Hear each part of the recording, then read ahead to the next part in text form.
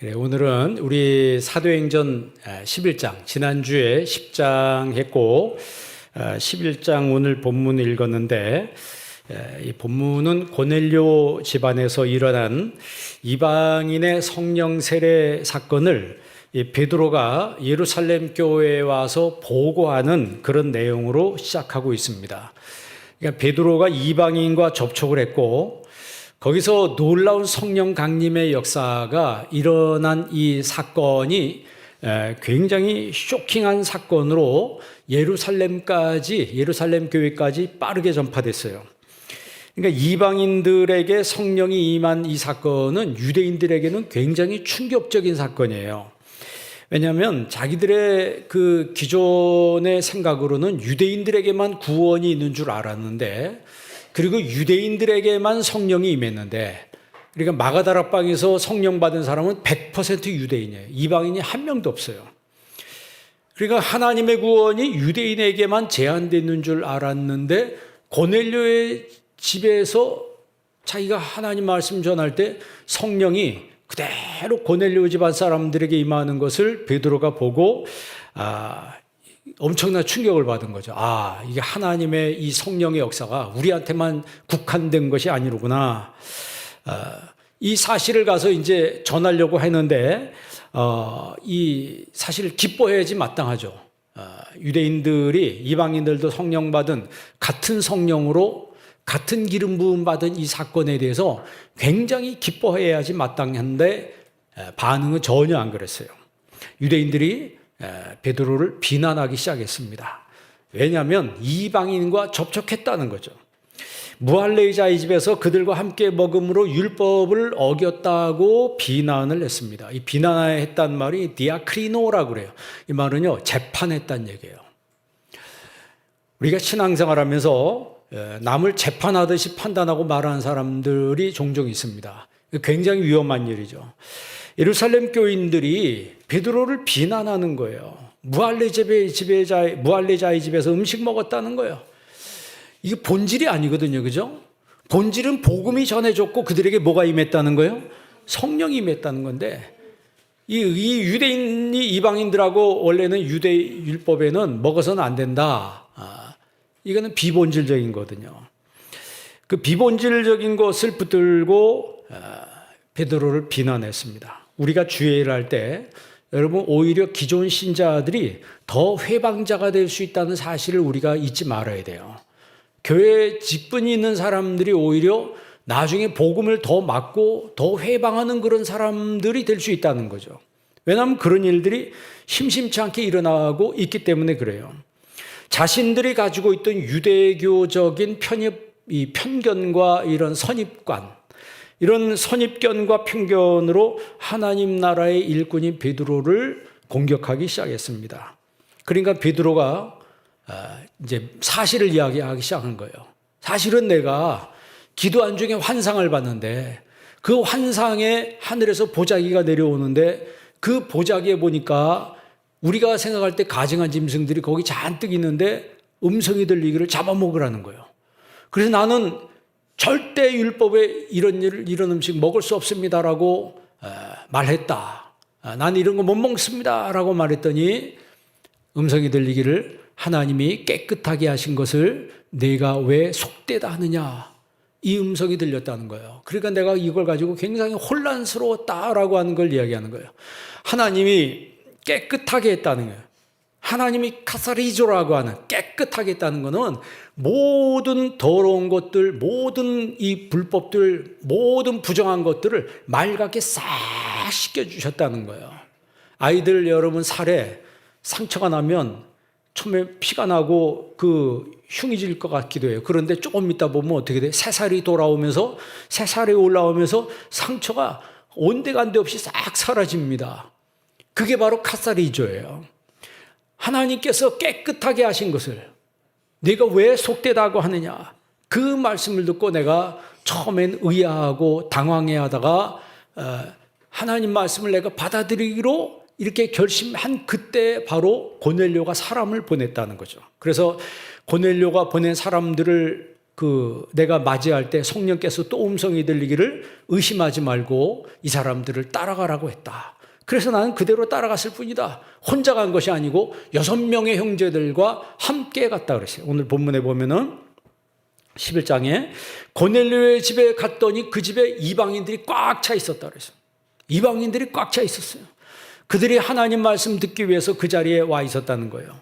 그리고 베드로가 말을 시작할 때, 설교를 하기 시작할 때 성령께서 그들에게 임하는 걸 자기가 봤다는 거죠. 우리가 처음 성령 받을 때 그 모습과 똑같은 그것이 저들에게도 임했다는 거예요. 그러니까 마가다락방에서 120명이 성령 받을 때 그 똑같은 현상 자기들도 받았잖아요. 베드로도.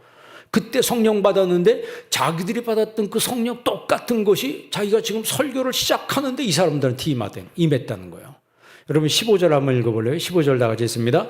내가 말을 시작할 때에 성령이 그들에게 임하시기를 처음 우리에게 하신 것과 같이 하는지라. 아멘. 내가 말을 시작할 때, 설교를 시작하는데 성령이 그들에게 뭐 했다? 임했다. 임했다는 말이요, 에피핍토라 그래. 이게 덮쳤다는 얘기예요. 그냥 여러분 가만히 있는데 산사태가 일어나서 확 덮쳐버리면 모르잖아요.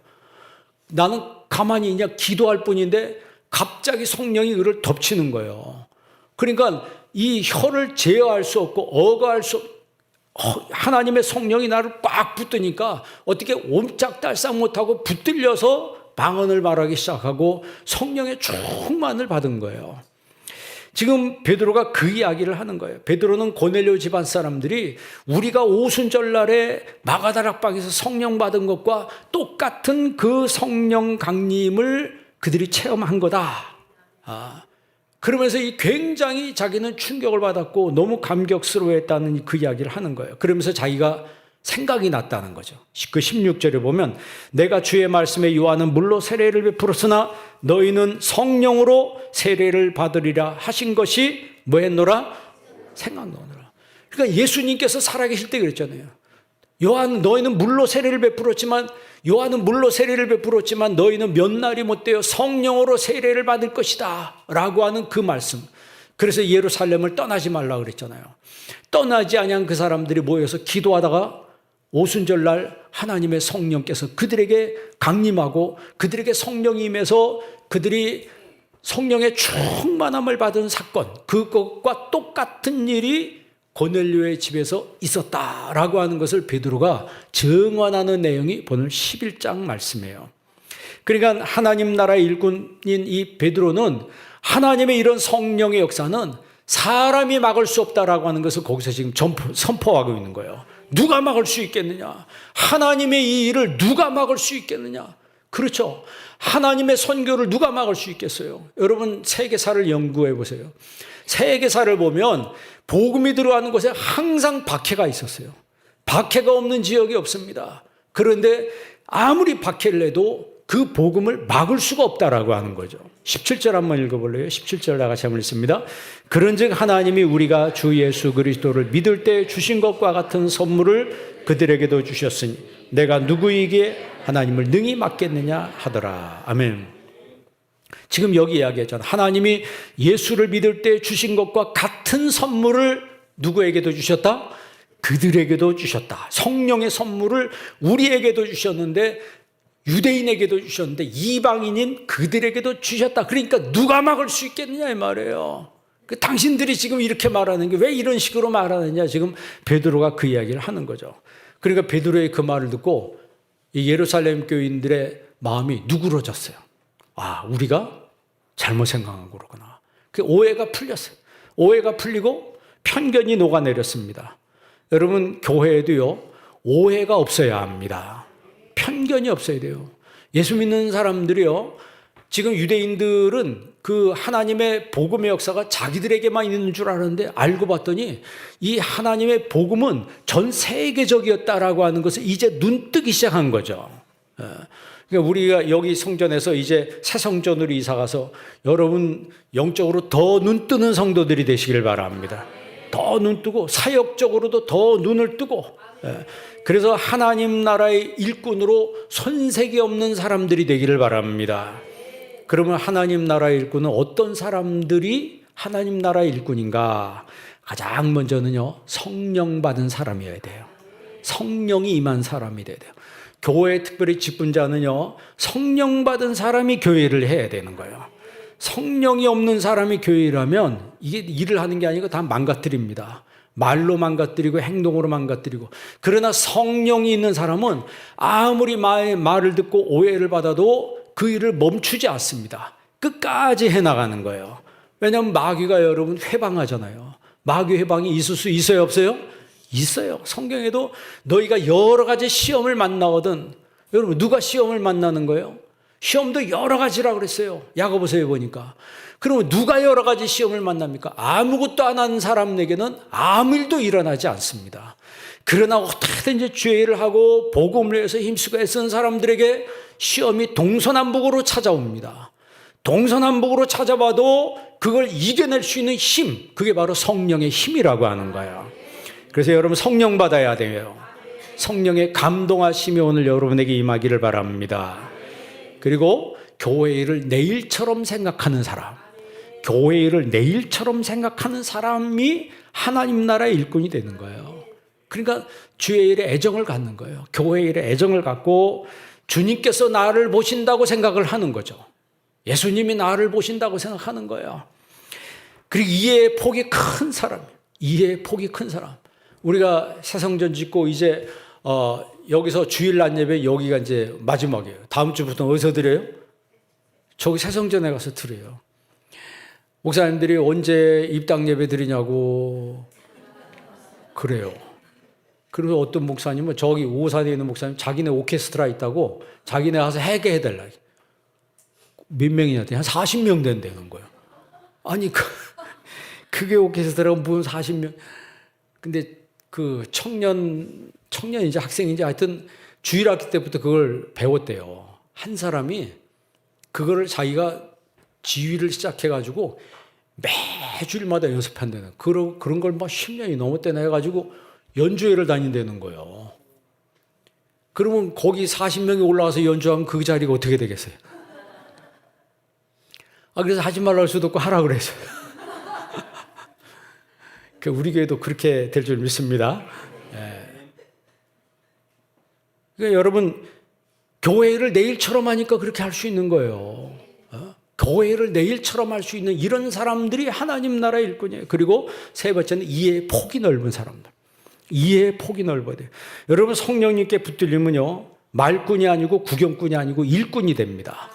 성령이 말만 많이 하고 말을 퍼뜨리고 이상한 말 퍼뜨리는 사람들은 이건 일꾼이 아니에요. 그건 절대 일꾼이 아니고 하나님의 사람도 아닙니다. 여러분 하나님 나라 일꾼은요, 회개 경험을 한 사람이어야 돼요. 18절 한번 읽어볼래요? 18절 다 같이 있습니다. 그들이 이 말을 듣고 잠잠하여 하나님께 영광을 돌려 이르되 그러면 하나님께서 이방인에게도 생명 얻는 회개를 주셨도다 하니라. 아멘. 베드로의 말을 듣고 이제 더 이상 말할 말이 없었어요. 왜? 오르신 말만 하고 하나님의 성령께서 이 일을 시켰다라고 하는 것을 베드로에게서 딱 들은 이후부터 그들은 잠잠해졌어요. 그러면서 이제 생각을 바꾸고 말을 바꿔서 하나님께 영광 돌렸습니다. 어떻게 영광 돌렸어요? 그러면 하나님께서도 이방인들에게 생명 얻는 회개를 주셨다. 그러니까 생명 얻는 회개는 유대인들에게만 임한 것이 아니고 이방인들에게도 생명 얻는 회개를 주셨다는 거죠. 그럼 회개긴 회개인데 무슨 회개? 생명 얻는 회개. 그러면 그 생명이 도대체 뭐예요? 그 생명은 첫째는 구원, 두 번째는 영생, 세 번째는 천국이에요. 그러니까 생명 얻는 회개라고 하는 것은 구원을 얻는 회개요, 영생을 얻는 회개요, 천국을 얻는 회개라고 하는 거죠. 정말 그 세 가지, 구원과 생명과 영생은 이 땅에서 얻을 수 있는 게 아니에요. 그건 하늘에서부터 내려오는 거예요. 하늘에서부터 내려오는 거예요. 그러니까 하나님 나라 일꾼은요, 천상의 일을 하는 사람들이에요. 천상의 일을 하는 사람들은 천상의 은혜를 맛봤기 때문에 땅에 있는 사람들이 이해를 못합니다. 아무리 얘기해도 몰라요. 그러니까 여러분 똑같은 사람이라도 하나님의 성령 받고 정말 교회에 대한 애정을 갖고 일하는 사람은요, 정말 내일처럼 하는 거예요. 아니 내일보다 더 소중하게 하는 거죠. 그거는 불신자나 성령이 없는 사람 이해를 못해요. 뭐하러 그렇게 열심히 하냐고, 뭐하러 거기다 시간과 물질과 그런 걸 왜 하냐고 자꾸 따지고 타박하고 그럽니다. 그런데 생명 얻는 회개를 경험한 사람들은 자기의 상급이 하늘나라에 쌓이고 내가 하는 이 모든 것들을 예수님이 보신다고 생각하기 때문에 마음이 기쁨이 충만한 거예요. 기쁨이 충만한 거예요. 그래서 신앙생활하면서도 주의 일꾼이 되는 거 얼마나 중요한지 몰라요. 그 일꾼은 회개 경험을 한 사람들. 그래서 이런 사람들은 날마다 회개하는 거예요. 주일 해놓고도 회개하는 거예요. 오늘도 회개하고 내일도 회개하는 거예요. 그런데 반대로 회개 경험이 없는 사람은 늘 판단합니다. 늘 비판하고 뒷말이 많아요. 그러니까 일을 해도 회개 경험이 있는 사람이 일할 때는 그 일이 순적하게 진행되고 굉장히 은혜가 거기 넘치게 돼요. 그러나 회개하지 않은 사람, 회개 경험이 없는 이 사람들이 만약에 일을 한다면 일을 망치는 거예요. 왜냐하면 말로 망칩니다. 여러분, 베드로가 욥바에서 다비다를 살리고 그리고 나서 누구의 집에 갔다 그랬어요? 고넬료의 집에 가서 설교를 할 때 성령이 내려와서 고넬료 집 사람들이 성령 충만 받았어요. 그리고 나서 어디로 갔습니까? 고넬료의 집에서 성령이 임한 그 사건 이후에 베드로가 이 일을 보고하기 위해서 예루살렘 교회로 갔어요. 예루살렘 교회에 갔는데 지금 여기 11장 초반부에 이 일을 보고하는데 이 사람들이 막 비난했다 그러죠. 막 비난했다 그래요. 왜 비난을 했습니까? 모르니까 비난한 거예요. 지금 베드로는 하나님의 선교가 세계 선교로 연결되는구나. 세계 선교로 연결되는구나 하면서 베드로의 이해의 폭도 유대인에게서 이방인으로 전 세계로 확 확장이 된 거예요. 여러분, 하나님은 뭘 품으라? 세계를 품으라고 하시는구나. 하나님은 세계를 품으라고 하시는구나. 우리가 작다고만 생각하지 말고 여러분 마음으로부터 세계를 품는 큰 그릇의 사람이 되시길 바랍니다. 목회할 때 힘든 것 중에 하나는 뭐냐면 성도님들의 이해의 폭이 좁으면 힘들어요. 뭘 해도 작은 것만 봐왔기 때문에 큰 것을 하면 이해를 못합니다. 그래서 뭐라고 하냐면 꼭 그걸 우리가 해야 되냐고 그래요. 꼭 거기를 우리가 도와야 되냐고. 누가 그러죠? 꼭 귀신 들렸다고. 그걸 꼭 그렇게 해야 되냐고. 그걸 왜 꼭 해야 되냐고. 왜냐하면 지금 우리도 힘든데 우리가 누굴 자꾸 돕냐 뭐 이런 식으로 자꾸 이야기하는 거예요. 그런데 여러분, 성령의 역사는요, 퍼주는 역사예요. 흩어뿌려 여러분 나누어 줄 때 히브리서에서 그래 나눔의 제사라고 하잖아요. 이 나눔의 제사를 누가 기뻐하신다? 하나님이 기뻐하신다고 히브리서에 말씀하잖아요. 여러분, 거대한 교회, 큰 교회가 1년에 선교 예산이 수십억이나 됩니다. 1년 선교 예산만 1년에 수십억이에요. 그 교회가 뭐하러 그렇게 뒀습니까? 자기 교회에서 그냥 빌딩 더 크게 짓고 자기네 교회 더 확장시키면 되는데 왜 그렇게 하냐 이 말이에요. 그거는 하나님의 선교의 역사를 알기 때문에 그렇게 하는 거예요. 우리 교회, 우리나라가 여러분 이 인구 분포나 이 지역적인 비례에서 세계 선교는 세계 1등이라고 그랬어요. 미국이 제일 많이 하지만 이렇게 땅덩어리가 작은 나라에서 인구 분포에 비해서 세계 선교를 가장 많이 한 나라는 대한민국입니다. 그럼 우리나라가 앞으로 잘 될 것 같아요? 안 될 것 같아요? 잘 될 수밖에 없습니다. 그러니까 잘 되리라 믿으시길 바랍니다. 그러면 왜 하나님이 이 나라를 축복하시고 이 나라를 잘 되게 하실까요? 그거는 우리는 항상 제가 말씀드리지만 세속사로 세계사를 보면 안 돼요. 구속사로 세계사를 봐야 되는 거예요. 세계사 위에 구속사가 있는 거예요. 하나님의 구속사가 있다는 사실을 알 때 이 땅의 이 세상의 흐름 속에 우리가 매몰되지 아니하고 뭐가 어쩌다 저렇게 그렇게 말할 필요가 없는 거예요. 여기도 성령이 역사하는구나. 여기도 그럼 내가 순종하고 내가 따라야지. 그렇게 순종하고 따르는 사람을 통해서 하나님은 하나님의 일을 하신다라고 하는 거죠. 그래서 하나님 나라의 일꾼은요, 부정적인 말도 감수를 해야 됩니다. 어려움이 와도 감수를 해야 돼요. 예루살렘에 갔는데 여러분 생각해 보세요. 베드로 갔으면 환영해야 돼요? 안 해야 돼요? 환영해야 되지. 수고했다고 환영해야 되는데 환영한 게 아니고 막 비난을 하는 거예요. 뭐라고 비난해요? 이방인들하고 함께 먹었다고. 그러니까 비본질적인 거 가지고 이 베드로를 공격하기 시작했습니다. 주의를 할 때 우리가 말씀드린 것처럼 기존 신자들이 더 회방 놓을 수도 있어요. 실제로 그런 일들이 지금도 일어나고 있습니다.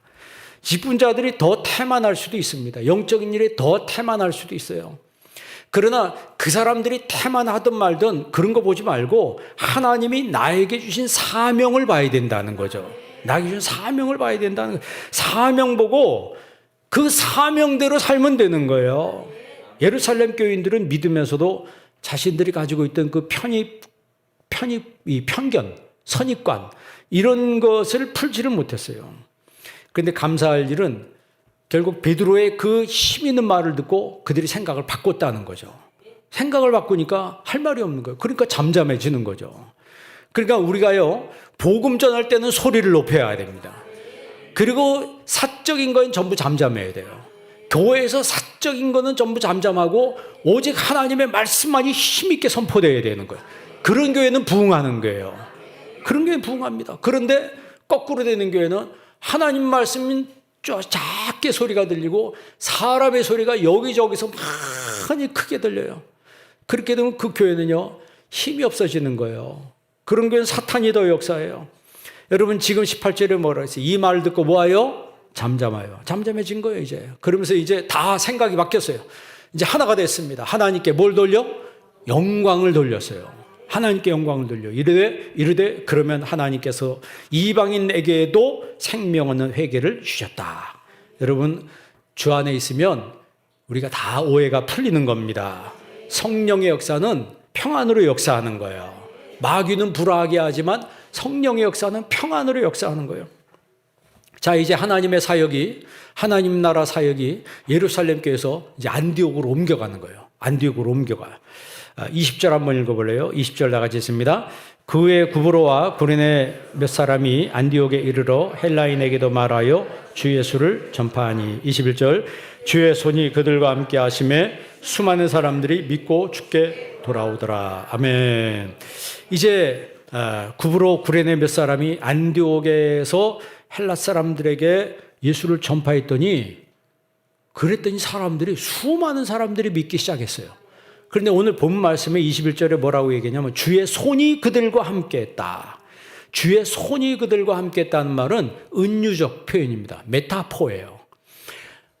예수님의 손이 어디 보입니까? 그런데 주의 손이 함께 했다는 것은 하나님의 손으로 그들을 꽉 붙잡았다는 거죠. 그랬더니 하나님의 그 예수님의 손에 붙들린 사람들이 다 믿기 시작하더라는 거예요. 이게 바로 뭐냐면 예수 충만이라는 거야. 요즘 우리 찬양에 예수로 충만하네 그 찬양 있잖아요. 저녁에도 좀 그거 한번 부르시기 바랍니다. 그래서 길 가면서도 우리는 뭐로 충만? 예수로 충만해야 되는 거예요. 예수로, 세상으로 충만하고 아파트로 충만하고 그런 생각 가진 사람은요 은혜를 받을 수가 없어요. 주님 앞에 온 사람들은 예수로 충만해야 돼요. 교회에서만 예수 충만이 아니고 세상에 나가서 예수 충만해야 됩니다. 그래야지 여러분 우리가 주님의 빛을 발하는 삶을 살 수 있는 거예요. 사복음서에 보면요 예수님의 권능이 나타나잖아요. 병이 낫습니다. 그리고 귀신이 쫓겨납니다. 문제가 해결돼요. 제가 예전에 학생 때 성경을 보는데 사복음서 마태복음부터 쭉 보는데 사복음서만 보는데 귀신 얘기가 왜 이렇게 많이 나오는지 몰라요. 난 귀신 얘기 그렇게 많이 써있는지 몰랐어요. 그래서 뭣도 모를 때는요 자기들이 성경 가지고 막 그거 하잖아요. 그럴 때 막 귀신이 있냐 없냐 막 이거 가지고 막 서로 논쟁한다고. 그럴 때 뭐 없다고 그랬어. 성경 아닌 거 쓰니까. 그러고 나서 좀 이상했어. 그래가지고 성경을 보는데 아니 웬 마귀 귀신 얘기가 이렇게 많이 나와. 마가복음은요 그냥 너무 많이 나오는 거예요. 그래서 그때 정체를 알아서 야 이런 존재가 실제로 있구나. 목회를 해보니까 실제로 있더라고요. 그러니까 예수로 충만하면 그 예수의 권능 앞에 병도 낫는 거예요. 여러분 병도 빨리 낫고 그리고 귀신이 쫓겨나는 거예요. 마귀가 추방되는 거예요. 여러분 마귀란 얘기를 들을 때 귀신이란 얘기를 들을 때 신경질적으로 반응하는 사람들이 있어요. 그 사람들은 어떤 사람들이냐면 그 영향권 안에 들어가 있는 사람들이에요. 그런데 그 영향권에서 벗어난 아주 은혜가 충만한 사람은 귀신 얘기에도 주무세요. 아니 설교에 귀신 얘기하는데 자고 있다니까. 얼마나 마음이 평안이 넘치면. 그런데 여러분, 귀신에 영향받은 사람은 귀신 얘기하면요 굉장히 눈빛도 그렇고 아주 신경질적으로 예민하게 반응해요. 그래서 막 설교 시간에도 막 몸을 뒤틀고 막 이상한 짓을 합니다. 그게 왜 그런 줄 아세요? 마귀 역사예요, 그게. 그러나 하나님의 은혜고 정상적인 신앙, 정상적인 여러분 같은 사람은 제가 마귀 얘기하고 귀신 얘기해도 아무런 반응이 있어요, 없어요? 그런가 보다 하고 갑자기 졸리기 시작한다고. 그게 굉장히 은혜가 넘치는 거예요. 그래서 저는 죽으시는 분을 뭐라고 하지 않아요. 얼마나 은혜가 넘치면 설교 시간에 조시냐. 그러니까 여러분, 예수로 충만하면 병도 빨리 낫고, 그리고 마귀 귀신이 추방되는 거예요. 그리고 문제가 해결되는 거예요. 그러니까 문제가 해결해달라고 하나님 앞에 기도하지 않아도 여러분이 하나님 앞에 영적으로 바로 서면 문제가 해결되고 또 문제가 될 만한 것도 문제가 안 되는 거예요. 그게 여러분 예수 충만의 역사예요. 나라와 권세와 영광이 아버지께 영원히 쓰옵나이다. 주기도문이 그렇게 끝나잖아요. 나라가 다 하나님 거예요. 권세가 다 누구 거예요? 하나님 거예요. 그러니까 세상 나라 권세 두려워할 필요 하나도 없고 부러워할 필요도 하나 없어요. 누가 뭐 국회의원이 됐다, 누가 시장이 됐다, 부러워할 필요 하나도 없습니다. 여러분, 모든 권세는 다 예수님께 있는 거예요. 그게 우리 매일 고백하며 살잖아요. 나라와 권세와 영광이. 그러니까 모든 영광은 누구만 받으셔야 돼요? 주님만 받으셔야 되는 거예요. 예수님의 권능 있는 손이 그들을 붙잡은 거예요. 그래서 수많은 사람들이 예수님께 돌아왔어요. 이게 여러분 하나님 나라 일꾼의 역사입니다.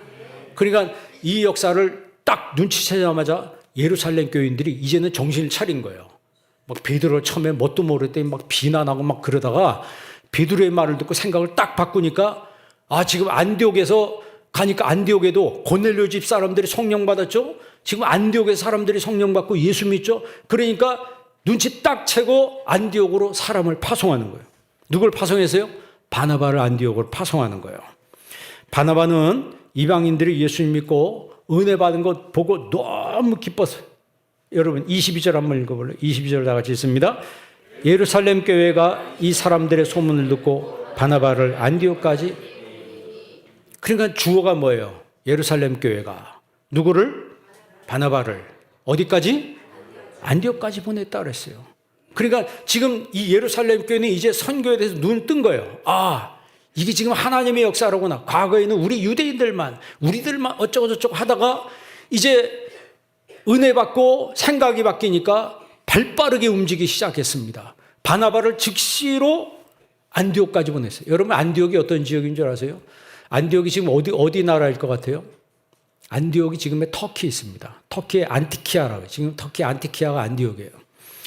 그 당시에 그 안디옥의 요세푸스 역사가 요세푸스 기록에 의하면 그 당시 안디옥이 50만 명 정도가 살았대요. 여러분 우리나라 지금 중소도시가 몇만 명 정도예요?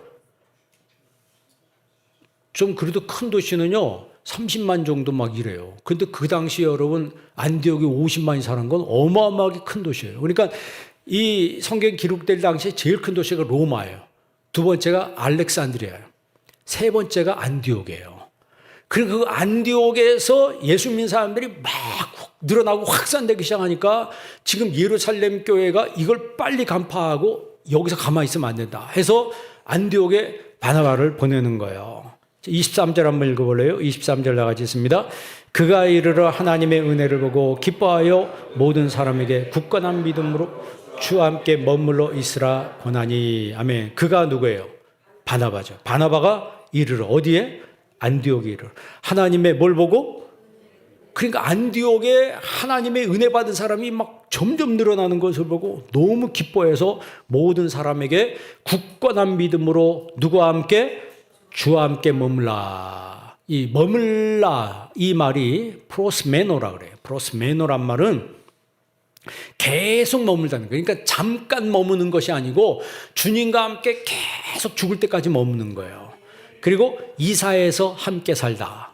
굳게 결합하다. 이런 뜻이 있어요. 그러니까 주와 함께 프로스메노, 계속해서 머물도록 권면했다라고 하는 거죠. 우리가 신앙생활할 때요, 권면적 동지가 있어야 돼요. 내가 정말 힘이 없고 연약할 때, 막 시험이 들고 어려움이 말 때 와서 권면, 끝까지 날 붙잡아 줄 수 있는 권면적 동지가 있는 사람은 정말 복받은 사람이에요. 그래서 우리가 만남의 축복에서 계속 얘기했잖아요. 정말 좋은 사람 만나도록 기도하자. 내가 신앙에 처음 막 힘들고 이럴 때 이 권면적 동지가 있다면 이런 사람들이 와서 같이 밥도 사주고 같이 위로해주고 기도하고 같이 힘을 내고 막 이런, 시험이 들면 그 시험에서 그런 게 아니고, 그 베드로가 막 그거 할 때 사람들이 베드로 말 듣고 다 그게 오해가 풀렸잖아요. 그런 것처럼 오해가 풀리도록 역사하는 사람들, 이게 권면적 동지예요. 어떤 사람은 시험에 들도록 더 기름 붓는 사람이 있어요. 더 기름 부어서 교회에서 떠나가, 그냥 그 말은 안 그래도 그냥 빨리 가 막 이런 사람들도 있어요. 이런 사람이 여러분 다 똑같은 사람이 아닙니다. 여러분 오늘 하나님 나라의 일꾼이 되시길 바랍니다. 이 여러분 오늘 여기 베드로나 그런 바나바나 이 사울이나 이런 사람들은 권면적 동지이면서 이 사람들이 하나님 나라의 일꾼이라고 하는 거죠. 이런 일꾼들을 통해서 하나님 나라가 엄청나게 확산되는 거예요. 여러분 그러면 하나님 나라의 일꾼인 바나바는 어떤 사람이에요? 성경이 이렇게 정의하고 있어요. 24절 다 같이 한번 읽습니다. 바나바는 착한 사람이요 성령과 믿음이 충만한 사람이라. 이에 큰 무리가 더하여 지더라. 아멘. 이 바나바에 대해서 소상하게 그의 인성에 대해서 이야기하고 있어요. 가장 먼저 뭐한 사람? 교회 직분자들은요 착해야 합니다. 이 착하다는 말이 무슨 뜻이라 그랬어요? 인성이 좋은 거예요. 품성이 좋은 거예요. 제가 품질이라고 그랬잖아요. 여러분 명품하고 짝퉁하고 차이가 뭐예요? 보기에는 똑같아요. 그런데 차이가 뭐예요? 지나면서 달라요. 명품은 비싸잖아요. 왜 그 비싼 걸 삽니까? 오래 지났는데도 품질이 떨어져요? 안 떨어져요? 안 떨어지고 오래 있는데도 더 고급지다. 그런데 짝퉁은 시간이 지나면서 어떻게 돼요? 현저하게 그 질이 떨어지더라 이 말이에요. 옷이면 옷도 금방 헤어지고 물건이면 그 끝부분이 그냥 다 헤어지는 거예요. 차이가 거기서 나는 거예요. 처음에는 몰라요. 짝퉁이고 지금 명품이고 처음 볼 땐 똑같은 것 같은데 시간이 지나면서 다른 거예요. 똑같이 신앙도 저는 틀리지 않다고 봐요. 명품 신앙 가진 사람은 지금이나 10년 지나나 변함이 없는 거예요. 짝퉁 신앙은 처음에 막 열심히 하고 처음에 뭐 진짜인 것 같은데 나중에 지나면서 보면 툭툭 다 떨어져 나갑니다. 어디인가 모르게 다 허물어지고 떨어져 나가는 거예요. 여러분 우리 한비 성도님들은 명품 신앙인이 되시기를 바랍니다.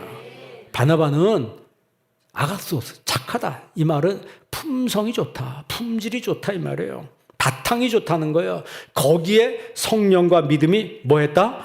충만했다는 거예요. 성령으로 충만했고 믿음으로 충만했다는 거죠. 그런데 이 충만이란 말은 일시적 충만이 아니라 그랬어요. 계속된 충만이라 그랬어요. 여러분 스데반이 성령이 충만하여 하늘을 우러러 보니까 하늘문이 열렸다고 그랬어요. 그 충만이 지금 여기 충만하고 똑같은 거예요. 플레레스라고 그러죠.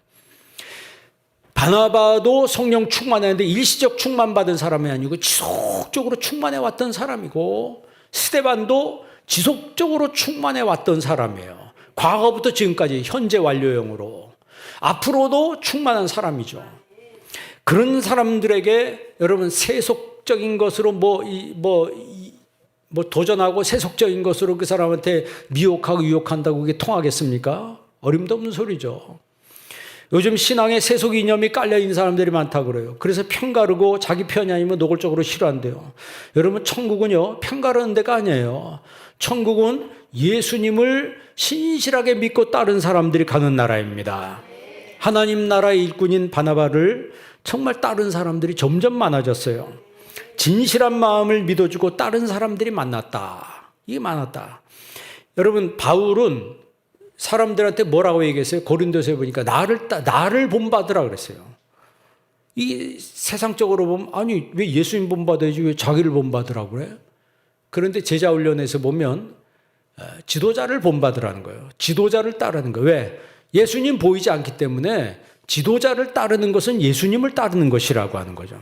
그러니까 바울이 나를 본받으라, 예수님을 본받으라 이렇게 말하지 않고 나를 본받으라 말하는 것은 바울을 본받는 것이 바로 예수님을 본받는 것이라고 하는 거예요.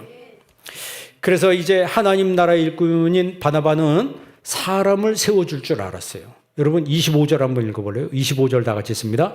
바나바가 사울을 찾으러 다소에 가서. 자, 누구를 찾으러? 사울이 온 거예요? 바나바가 찾으러 간 거예요? 바나바가 찾으러 간 거예요. 그런데 이 사울이 어떤 사람이었어요? 아주 그 당시 못된 사람으로 소문나 있었어요. 못된 짓을 많이 했지. 예수 믿는 사람 붙잡아다 깜빵 집어넣고 그랬으니까. 자, 26절 나가지 있습니다. 만남의 안디옥에 데리고 와서 둘이 교회에 1년간 모여있어 큰 무리를 가르쳤고 제자들이 안디옥에서 비로소 그리스도인이라 일컬음을 받게 되었더라. 하나님 나라의 일꾼인 바나바는 아무도 사울을 믿어주지 않을 때 욕먹을 각오하고, 뭘 각오하고? 사울하고 같이 다니는 거는 그 당시에 욕을 먹게 돼 있어요. 왜냐하면 아무도 사울을 믿어주지 않았기 때문에 욕먹을 각오하고 가서 그 사울을 데리고 다니면서 그가 변화돼서 예수님의 사도가 되었다라고 하는 것을 증언해주고 변호해준 사람이 바나바라는 얘기예요. 그러니까 교회는 누가 필요해요? 바나바가 필요한 거예요. 이번에 인집 받은 분들 뿐만이 아니고 교회 직분자들은요, 다 바나바 같은 역할을 감당을 해야 합니다. 바나바 같은 사람들이 교회에 많아질 때요, 그 교회는 자동으로 부흥하는 거예요.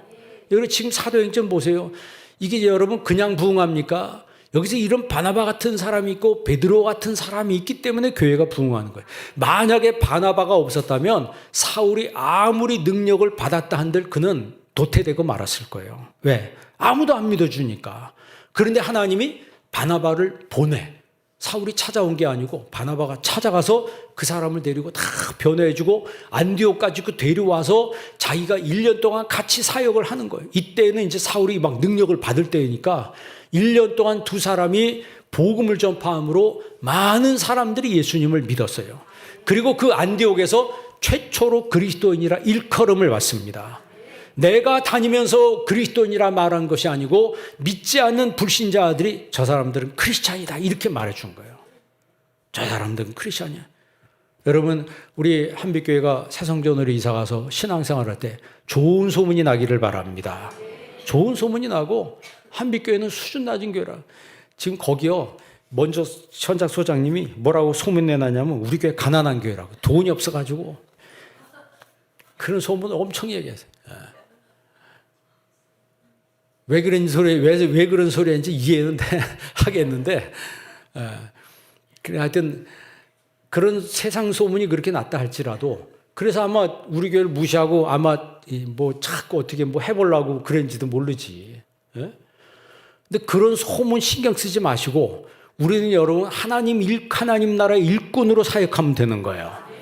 그러면 하나님께서 그 지역에 있는 사람들 생각을 다 바꿔주실 겁니다. 여러분 사울이 올 때까지 이 바나바가 기다리지 않고 찾아갔다 그랬어요. 여러분도 이제 찾아가는 여러분 되시기를 바랍니다. 찾아가서 데리고 오세요. 데리고 와. 이 불신자들이 하나님 나라의 일꾼인 바나바를 지켜보고 베드로를 지켜보고 사울을 지켜보니까 아, 저 사람들은 그리스도의 사람들이다. 이렇게 자기들이 인정을 한 거예요. 여러분 제자들이 안디옥에서 최초로 그리스도인이라 일컬음을 받았어요. 안디옥 교회는 바울과 바나바를 나중에 선교사로 파송하죠. 그러니까 바울의 1차 전도여행이 어디서 시작돼요? 안디옥에서 시작되는 거예요. 안디옥 교회가 바울과 바나바를 1차 전도여행 시킬 수 있도록 파송한 교회가 되는 거예요. 그래서 우리가 안디옥 교회를 소달리티 공동체라 보통 그렇게 얘기해요.